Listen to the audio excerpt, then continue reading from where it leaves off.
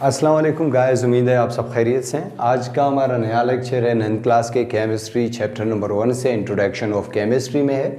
इसमें हमने सारा कुछ लिखा हुआ है, आप अपने नोट्स बना सकते हो, इससे अपने एग्ज़ाम के लिए तैयारी कर सकोगे, अपने टेस्ट के लिए तैयारी कर सकोगे। आज का जो टॉपिक है इंट्रोडक्शन ऑफ केमिस्ट्री का जो पहला चैप्टर है और पहला ही टॉपिक है, इसमें हमने सब कुछ खूबसूरत अंदाज से लिखे हैं। इसमें है डेफिनेशन ऑफ केमिस्ट्री, यानी केमिस्ट्री क्या है, मैटर क्या है, सही तौर पर और आसान अल्फाजों में आसान तरीके से हमने लिखे हैं ताकि आपके समझ में आ सके। और जितने भी केमिस्ट्री के ब्रांच हैं वो सारे इसमें इंक्लूड हैं। और हाँ, इस लेक्चर को पढ़ने के बाद उम्मीद है आपको ये पूरा समझ में आ जाएगा, फिर से दोबारा इसको पढ़ने की ज़रूरत नहीं पड़ेगी। तो इसको स्टार्ट कर लेते हैं। सबसे पहले केमिस्ट्री।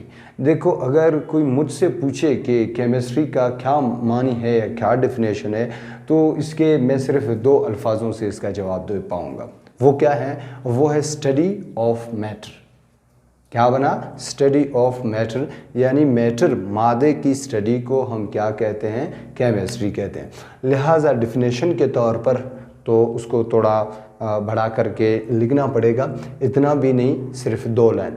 देखें क्या है, the branch of science. Chemistry क्या है? The branch of science in which we study of composition, structure and property of matter. इसमें हम क्या पढ़ेंगे? कंपोजिशन पढ़ेंगे, यानी उसकी बनावट। फ़र्ज़ करें ये मादा है, इसकी बनावट पड़ेगी, ये किस चीज़ से बना हुआ है, किस किस एलिमेंट से ये कंपोज्ड है, किससे बना हुआ है।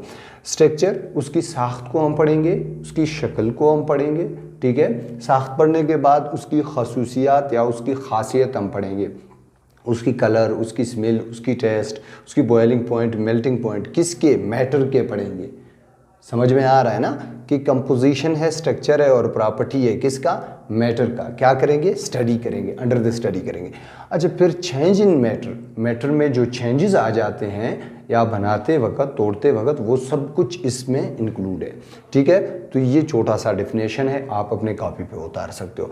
दूसरे नंबर पे है, जिस तरह से हमने मैटर की बात की है, तो मैटर काफ़ी इम्पोर्टेंट है केमिस्ट्री के अंदर। सो इसमें क्या है, देखें, matter anything which occupy space and has मास। शायद इस तरह भी आपको याद होगा कि anything which has mass and occupy space, या एनीथिंग विच ऑक्यूपाई स्पेस और प्लेस एंड हैज़ मास। अब देखें क्या क्या कह रहा हूँ, समझ में नहीं आ रहा है शायद। अब देखें, कोई भी चीज़ जो वज़न हो, जिसकी और वज़न हो, देखें इसकी वज़न है, नीचे गिर रहा है। अच्छा, दूसरी बात, ये जगह घेरता है।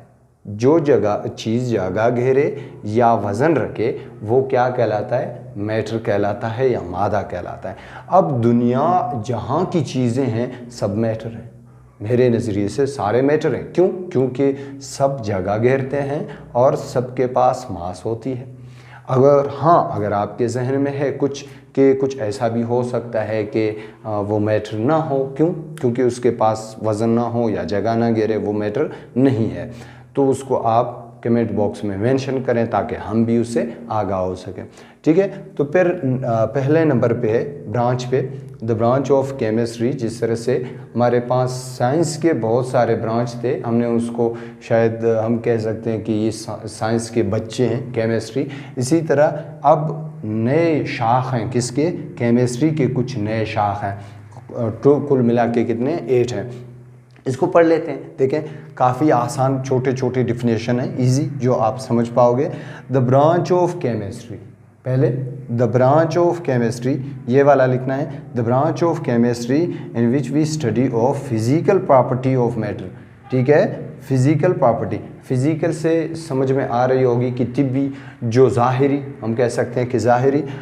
हम इस ब्रांच की, ये ब्रांच है किसकी? केमिस्ट्री की, जिसमें हम स्टडी करेंगे ज़ाहिरी खासियत किसके? मादा का। जो मादा है उसकी हम क्या करेंगे? ज़ाहिरी खसूसियात पढ़ेंगे। वो क्या कहलाता है? फिज़िकल केमिस्ट्री कहलाता है। अब देखें, फ़र्ज़ करें आपने नमक उठाया है। नमक क्या है? Sodium chloride. सोडियम क्लोराइड आपने उठाया है। सबसे पहले आप क्या करेंगे? इसकी बॉइलिंग पॉइंट चेक करेंगे। बॉइलिंग पॉइंट के बाद मेल्टिंग पॉइंट, ठीक है। अब boiling point, melting point check करने के बाद आप क्या करेंगे? उसकी कलर देखेंगे, कौन सी कलर है? देखा होगा, टेबल साल्ट है ये, खुर्दानी नमक जिसकी वाइट कलर है। स्मेल कौन सी है? स्मेल इसका नहीं है। जो ज़ाहिरी तौर पर खसूसियात होंगे उनको हम पढ़ेंगे, वो क्या कहलाता है? Physical chemistry. नंबर 2 पे है, उम्मीद है आपको समझ में आ चुका होगा। नंबर 2 पे है ऑर्गेनिक केमिस्ट्री। ऑर्गेनिक से क्या मुराद है? The branch of chemistry in which we study of hydrocarbon. सिर्फ ये लफ्ज़ याद करना है, हाइड्रोकार्बन एंड देयर डेरिवेटिव्स। यहाँ पे हम जितने भी हाइड्रोजन और कार्बन के कंपाउंड होंगे, हाइड्रोकार्बन्स, देखें हाइड्रोजन और कार्बन के कंपाउंड होंगे, उनको स्टडी करेंगे और उनकी भी स्टडी करेंगे जो इनके डेरिवेटिव हैं, जो इनसे निकल रहे हैं। समझ में आ रहा है किस तरह? अब देखें यहाँ पे ये हाइड्रोकार्बन है, यहाँ पे हम लिख लेते हैं HCH4, ठीक है। ये क्या है? Methane gas. ये क्या है? हाइड्रोकार्बन है। अब इसमें देखें हाइड्रोजन कंपाउंड, हाइड्रोजन एलिमेंट है और कार्बन है। अब ये दोनों जो मिल रहे हैं ये क्या बना रहे हैं? हाइड्रोकार्बन बना रहे हैं। अच्छा, अब यहाँ पे देखें ज़रा, यहाँ पे क्या है? वही मीथेन गैस है जो वहाँ है, लेकिन इससे ये एक चीज़ है, हाइड्रोजन गैस एलिमिनेट हो गया, निकल गया, रिमूव हो गया, इसकी जगह पे कोई और आ गया है, ये आ गया है। अब ये क्या बन गया है? इसका डेरिवेटिव बन गया है। तो इसी तरह हाइड्रोकार्बन स्पेशली इसकी स्टडी करेंगे और कुछ इस तरह कंपाउंड जो कि इनके डेरिवेटिव हैं वो भी पढ़ेंगे, ठीक है। फिर आ जाते हैं बायोकेमिस्ट्री में। बायो की लफ्ज़ आपने सुना होगा, ये बायो से क्या मुराद था? लाइफ, याद होगा बायो में आपने पढ़ा था। Bio mean life, chemistry mean कीमियाई या स्टडी ऑफ मैटर। इसी तरह अब क्या है कि इसमें शुरू में आप क्या लिखोगे? ऐड करोगे the branch of chemistry in which we study. इसी तरह भी ठीक है, लेकिन अगर उसको आप ऐड करेंगे द ब्रांच ऑफ केमिस्ट्री, मज़ीद ये खूबसूरत होगा। यानी the branch of chemistry in which we study of the compounds directly obtained from the living organism. बहुत आसान, यानी ये भी ब्रांच है किसका? शाख है केमिस्ट्री का। इसमें हम वो कंपाउंड पढ़ेंगे जिनको हम डायरेक्टली यानी इसी तरह निकालते हैं, किससे? लिविंग ऑर्गेनिज्म से, जिंदा जानदारों से। जो कंपाउंड्स, जो चीज़ें, जो मादा हम निकालते हैं वहाँ पे पाया जाता है, उसकी जो इल्म है, पढ़ाई है, जो उसकी नॉलेज है, उसको क्या कहते हैं? बायोकेमिस्ट्री कहते हैं, ठीक है। क्या है? The study of compound, study of वो कंपाउंड्स जो डायरेक्टली ऑब्टेन्ड, जिसको हम डायरेक्टली निकालते हैं, किससे? या लेते हैं फ्रॉम लिविंग ऑर्गेनिज्म, जिसको हम जिंदा चीज़ों से निकालते हैं, ठीक है, या लेते हैं। इसमें क्या है? देखें, एक है आपके पास लिपिड भी क्या है? एक मैटर है, तो वो भी तो जाहिर सी बात है किसी एलिमेंट से बना होगा, ठीक है। लिपिड्स है, चर्बी, कार्बोहाइड्रेट, जो आम ग़िज़ा हम खाते हैं वो कार्बोहाइड्रेट। अच्छा, फिर इसके अलावा प्रोटीन है हमारे पास। क्या है? प्रोटीन है। प्रोटीन को भी हम इसमें पढ़ेंगे बायोकेमिस्ट्री में।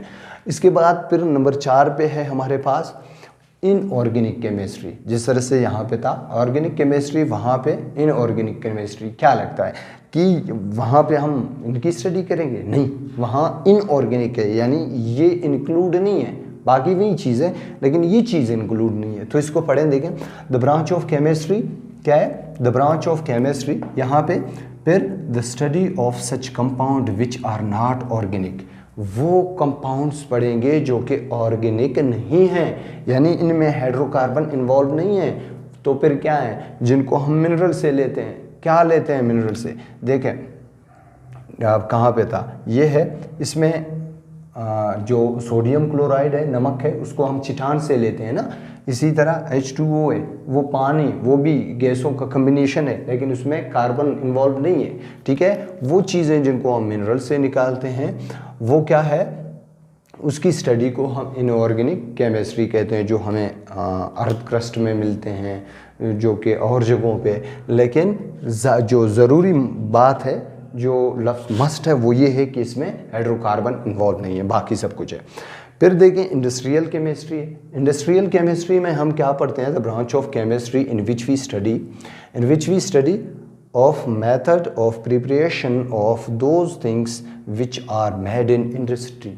हम वो चीज़ों को अंडर स्टडी करेंगे जो बनाए जाते हैं फैक्ट्रियों में, कारखानों में। तो क्या बनाए जाते हैं? देखें वो मैटर, वो जो चीज़ें, वो मैटर जो फैक्ट्रियों में बनते हैं, जो कारखानों में, वो स्टडी करते हैं। अब टॉयज़ जो खिलौना हैं वो कहाँ पे बनते हैं, प्लास्टिक हैं वो भी कहाँ बनते हैं, वो बनते हैं फैक्ट्रियों में। प्लास्टिक है ना, प्लास्टिक क्या है, हाइड्रोकार्बन है, एक तरह की हाइड्रोकार्बन है। अच्छा, फिर दूसरी बात सीमेंट है, जो कि चट्टानों से निकलता है, कहाँ पे बनता है सीमेंट, फैक्ट्रियों में, वहाँ। तो इसकी बनाने और इसकी बनाने की जो तरीका है, मेथड है, उसको हम कहाँ पे पढ़ते हैं, इंडस्ट्रियल केमिस्ट्री में। इसी तरह मेडिसिन है हमारे पास, मेडिसिन को हम क्या करते हैं, कारखाने में जड़ी बूटियों से बनाते हैं, तो इसी तरह मेडिसिन भी है। ठीक है, उम्मीद है आपको ये भी समझ में आ चुका होगा। फिर आपके पास क्या है, इन्वायरमेंटल केमिस्ट्री। ये जो लफ्ज़ इन्वायरमेंटल है, इन्वायरमेंट ये क्या है, देखें ज़रा इसको। इन्वायरमेंट इर्द गिर्द को कहते हैं, माहौल को कहते हैं। और केमिस्ट्री क्या है, केमिस्ट्री है आपके पास द स्टडी ऑफ मैटर। अब वो मैटर को हम पढ़ने वाले हैं जो हमारे इर्द गिर्द पाए जाते हैं, वो क्या है, कहते हैं the branch of chemistry in which we study of the compound which interact with our environment and their effect on our environment.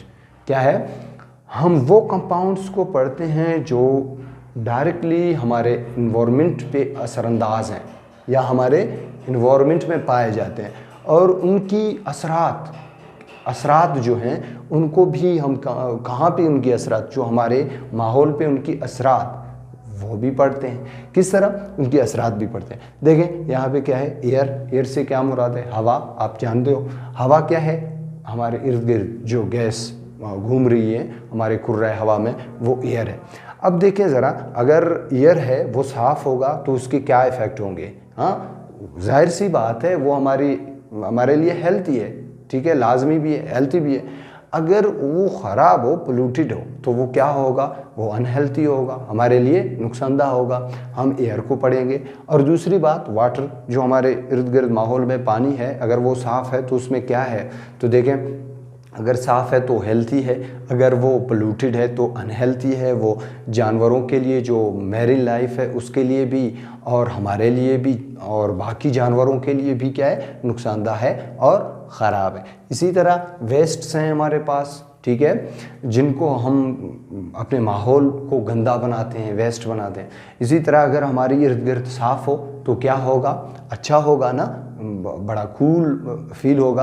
अगर इसी तरह गंदा होगा, गंदगी होगी गलियों में, हमारे इर्द गिर्द माहौल में, तो वो क्या होगा, तो देखें उस पर बैक्टीरिया होंगे, वायरस होंगे। जाहिर सी बात है, अगर हमारी एरिया जो होगा पोल्यूटेड होगा तो हम पे भी उसका असर होगा, हम बीमार होंगे। ठीक है, फिर ये है आपके पास नंबर 7 पे।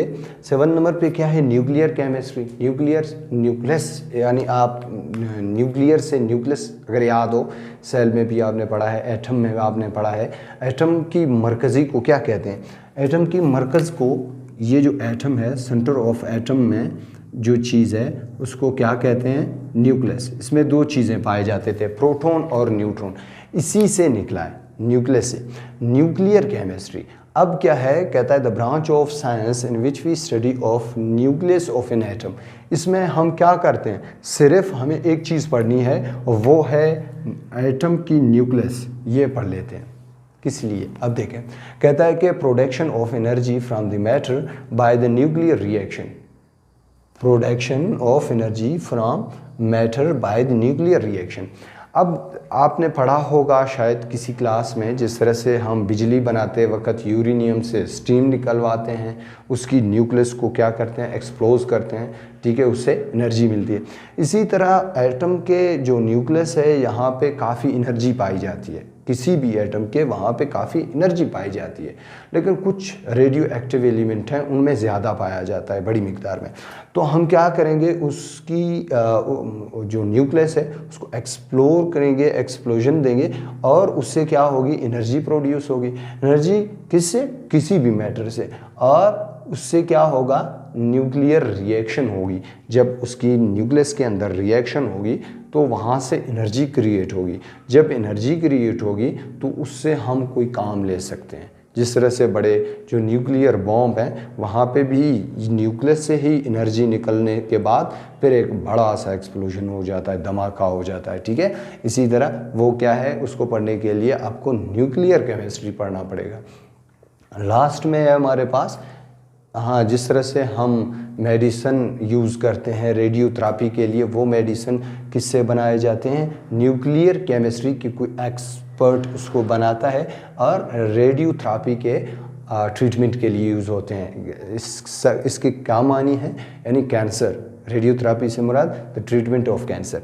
इसी तरह हमारे पास है एनालिटिकल केमिस्ट्री। एनालिटिकल केमिस्ट्री में क्या है? लफ्ज़ से एनालिटिकल जो है उसको कहते हैं एनालिसिस, यानी तोड़ना, अलग करना, ठीक है, किसी चीज़ की एनालिसिस करना, ठीक है, मालूम करना। अब देखें, the branch of chemistry in which we study of analysation of compound by the qualitative and quantitative method.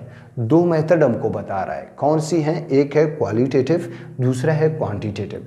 Qualitative में हम क्या करते हैं, किसी भी एटम है, कोई भी एलिमेंट है, कंपाउंड है, उसकी हम जो साख्त है वो मालूम करते हैं, ठीक है, कि इसमें इसकी क्या खासियत है, इसमें कौन कौन से एटम पाए जाते हैं, ठीक है, कौन कौन से क्या हैं, क्वांटिटी के हैं। तो अब यहाँ पे कौन सा है? हाइड्रोजन है और ऑक्सीजन है। हमने यहाँ लिखा है कि उसकी क्वांटिटेटिवली जो एनालिसिस करेंगे तो जो हाइड्रोजन और ऑक्सीजन का मॉलिक्यूल है, पानी है, उसमें ये दो चीज़ें आपको मिलेंगे।